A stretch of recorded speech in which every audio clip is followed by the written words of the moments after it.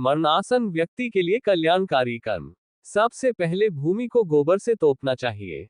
फिर जल की रेखा से मंडल बनाकर उस पर तिल और कुछ घास बिछाकर मरणासन व्यक्ति को उस पर सुला देना चाहिए।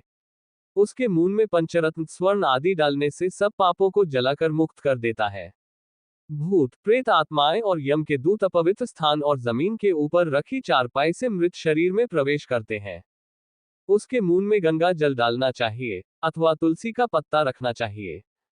कोई भी शोक न मनाता हुआ उसके पास प्रभु का नाम ले। जब तक प्राण है विष्णु का नाम ले। यमराज का अपने दूतों को आदेश है कि मेरे पास उन आत्माओं को लाओ जो हरि का नाम नहीं लेते। ओम हरि को जपने वाले मेरे पास नहीं आते। पापी मनुष्य जो नारायण को नहीं मानते, उनके कितने ही पुण्य कर्म उनके पापों को नहीं मिटा सकते।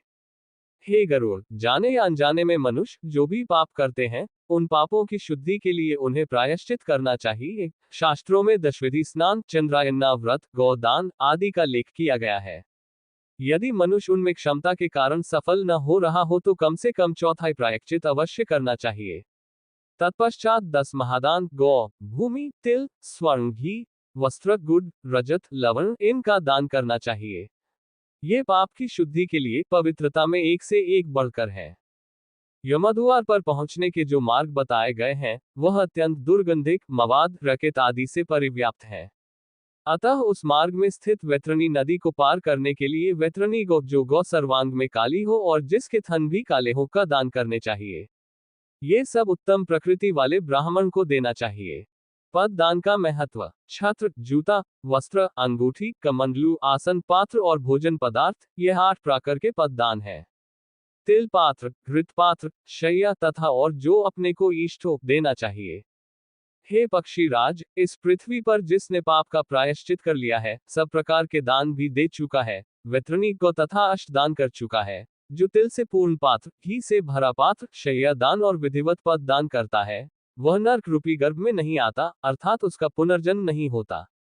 मनुष्य स्वयं जो दान करता है, परलोक में वह सब उसे प्राप्त होता है। वहां उसके आगे रखा हुआ मिलता है। छत्र दान करने से मार्ग में सुख प्रदान करने वाली छाया प्राप्त होती है। पादुका दान से वह मनुष्य घोड़े पर सवार होकर सुखपूर्वक मार्ग पार करता है। जल से परिपूर्ण कमंडलू के दान से मनुष्य सुखपूर्वक परलोक गमन करता है। वस्त्र आभूषण दान करने से यमदूत प्राणी को कष्ट नहीं देते। तिल के दान से मन, वाणी और शरीर से किए हुए पाप नष्ट होते हैं।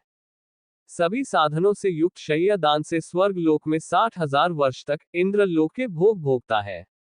इसके अतिरिक्त गौ दान देते समय नांदा नाम के उच्चारण करने से वैतरणी नदी में नहीं गिरता। दुखद और बीमारी के समय तिल, लोहा, सोना, रुई का वस्त्र, नमक, 7 अनाज, भूमि का टुकड़ा देने से पाप कर्मों की शुद्धि होती है। लोहा दान करने से यम की नगरी में नहीं जाता। लोहे का दान हाथों को जमीन के साथ छूते हुए देना चाहिए। यमराज के हाथों में कई प्रकार के लोहे के अस्त्र होते हैं। ये दान उन अस्त्रों के प्रभाव को कम करता है। सोने का दान यमराज की सभा में उपस्थित ब्रह्मा और दूसरे ऋषि मुनियों को प्रसन्न करता है, जो कि वरदान की संज्ञा रखता है। रुई के वस्त्र से यमदूत कष्ट नहीं देते।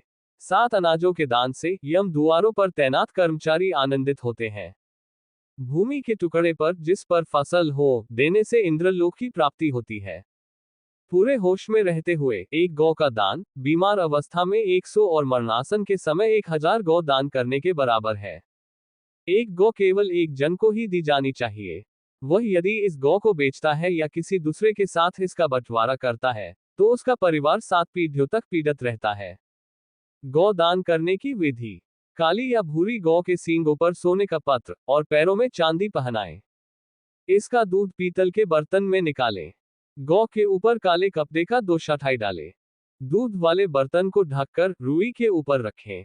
इसके पास यमराज की एक सोने की मूर्ति, एक लोहे का टुकड़ा, पीतल के बर्तन में घी, ये सब गौ के ऊपर रखें।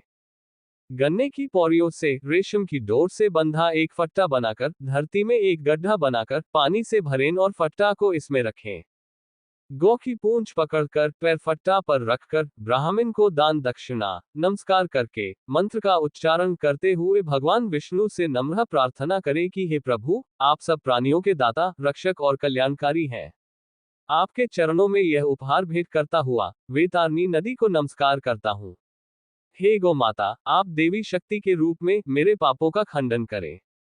फिर हाथ जोड़े हुए यमराज को गौ की प्रतिमा में देखते हुए इन सब के गिर्द एक चक्कर लगाकर ब्राह्मण को दान में दें। गौ दान के लिए शुभ समय स्थान, सभी नहाने वाले पवित्र स्थल, ब्राह्मणों के निवास स्थान, सूर्य चंद्र ग्रहण, नए चांद वाले दिन। थोड़ी संपत्ति धन अपने हाथों से दान में दी हुई का प्रभाव सदा ही रहता है।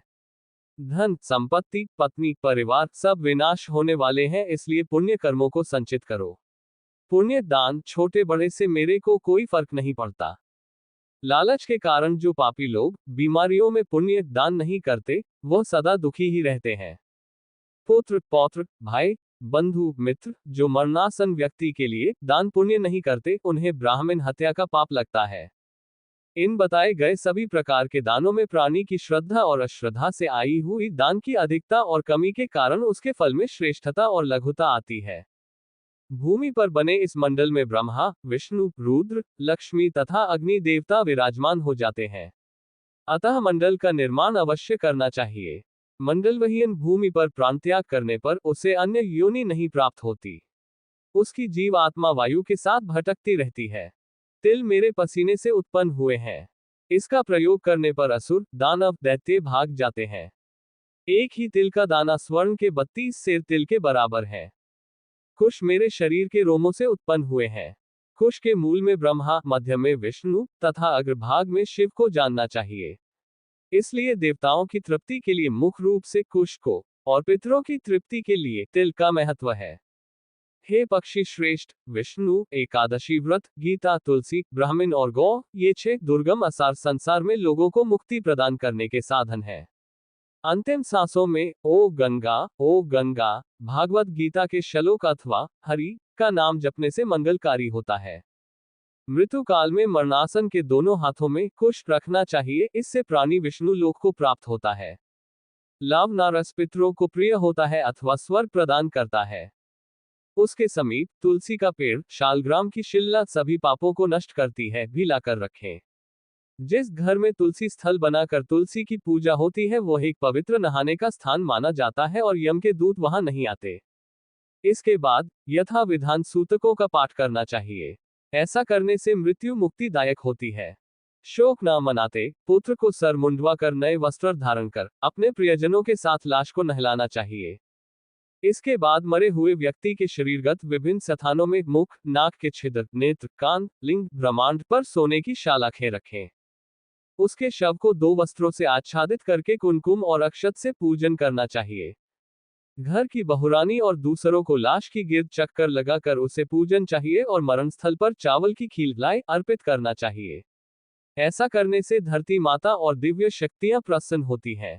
पुष्पों की माला से विभूषित करके उसे पुत्र बंधुओं के साथ द्वार से ले जाया जाए।